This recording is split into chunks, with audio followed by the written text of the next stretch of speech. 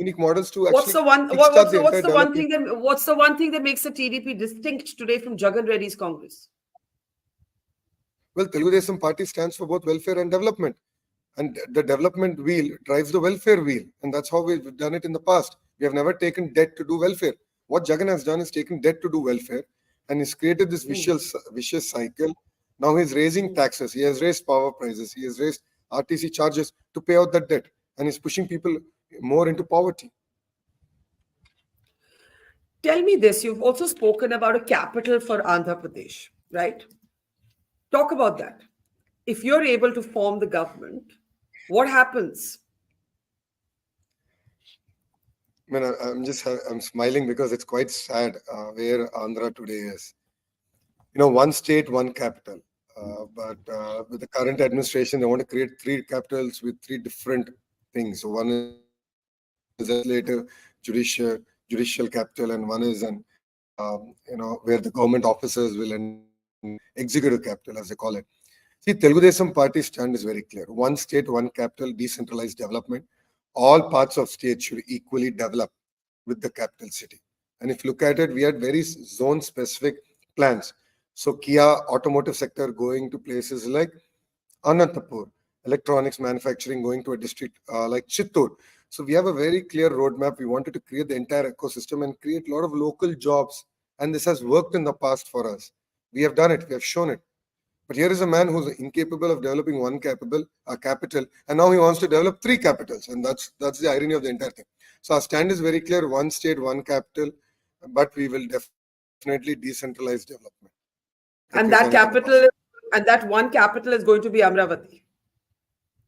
If you have a Absolutely, one chance to. capital that's going to be Amra.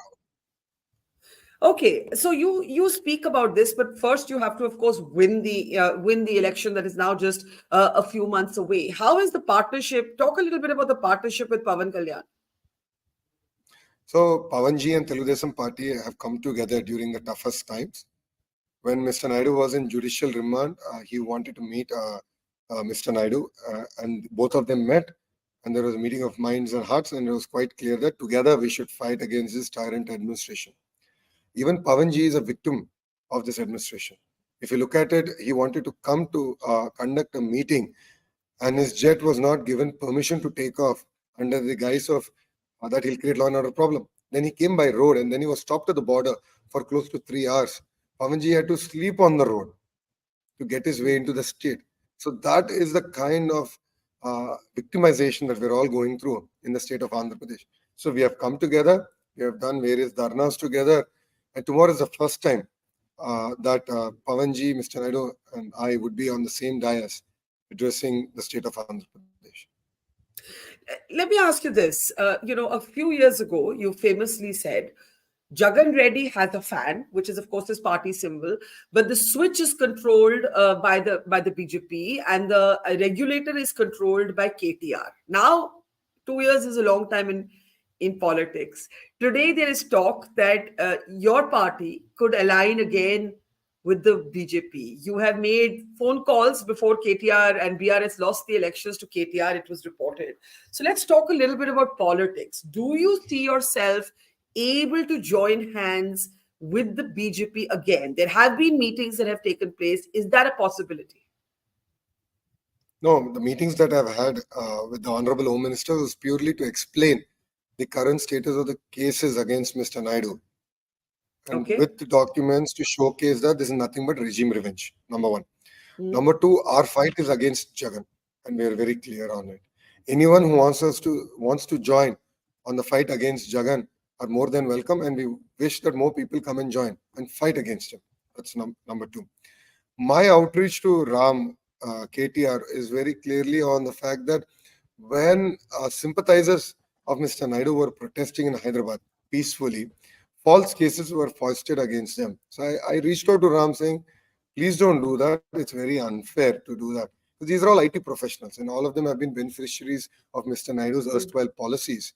And that was my reach out to Ram. And see, politics apart, we continue to be, friends. We continue to have talking terms. So politically or policy-wise, we may disagree, but personally, we have nothing against each other. Well, let me come back to the BJP first. You said that you met with the Home Minister only to put your case forward about the corruption allegations against Chandrababu Naidu, your father. And you've also said that anyone ready to fight Jagan is welcome. Uh, in the, you have been a member of the NDA and then you have left the NDA. Today, do you see yourself in the near future becoming a member of the NDA again? I mean, as of today, the question is very hypothetical. It's not clear. So if you look at us as a Telugu Desam Party, we and Sena together want to fight. And our fight is against an administration that is not letting voice come out. So we will continue to fight. And I think that's our priority number one for us. So anyone who's willing to stand with us and fight against this administration, we welcome them to be part of this journey. That's not a no. I know it's hypothetical, but that's not a no. So if people are willing to come and fight against this administration together, I think it's unfair for me to tell them no. But what have you So I picked think up that's from the the whole point. BJP? Today, Okay, no, but but today, what have you picked up from the BJP? What have you picked up? What are the signs and signals you're picking up from the BJP? well, nothing. Absolutely nothing. What We are just fighting against the government, and my interactions with BJP has been purely on the related to the regime revenge case. That's the false cases that are being foisted against Mr. Naidu, and that's been my only interaction with the Honorable Home Minister. did the Honorable Home Minister and you not get a chance to discuss politics at all beyond the corruption allegations and the case you presented to him? No, absolutely not. No such conversation took place between us. Okay. Finally, let me ask you, you're a Stanford grad. Today you're in the heat and dust of the padyatra. You have ruled yourself out as a possible chief minister, even if your party were to win. Why is that? No, Mr. Naidu is the chief minister. He's a chief minister candidate. I truly believe in his leadership, and the state has lost its way. And it's very important that we need a person of experience, caliber, to lead the state from the front. And his experience is required more than ever today to bring the state back on track. So I've done my bit to strengthen his leadership for whatever worth it is, 1%, 2%. I've done my bit to strengthen his leadership. And my agenda is very clear that Mr. Naidu should be the chief minister of Andhra Pradesh. And this path is purely aimed at one, understanding the problems of the public. Two is to reinforce the leadership of Mr. Naidu. If I were to talk to you, let's say the day after the elections, where do you think your party will be? Oh, we will sweep the state. No second thoughts about it. And what gives you this I mean, we have confidence? taken a target. Oh, look, there's humongous unrest among the people in Andhra Pradesh. I mean, every section of society is coming in big numbers. I mean, it's come to a stage where people are like, please stop welfare, please do development, please lay roads, give us 24-hour power, reduce power prices, reduce essential commodity prices. There is humongous unrest among, people from across the society, every walk of society. They are completely You're, disillusioned with this government, and they're very clear that they want this government out. and you're clearly confident that Chandrababu Naidu will weather the storm of the corruption allegations.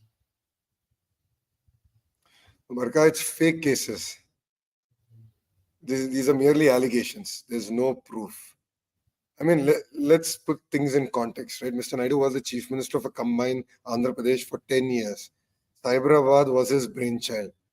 If he was so money minded, back then when an acre of land was worth 1 lakh, he could have purchased 1,000 acres. He never did it.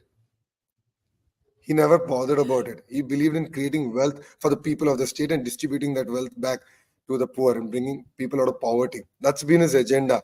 I mean, Mr. Naidu doesn't need to go to skill development or XYZ to do, such meaningless corruption. He doesn't need to do it. That's not his legacy.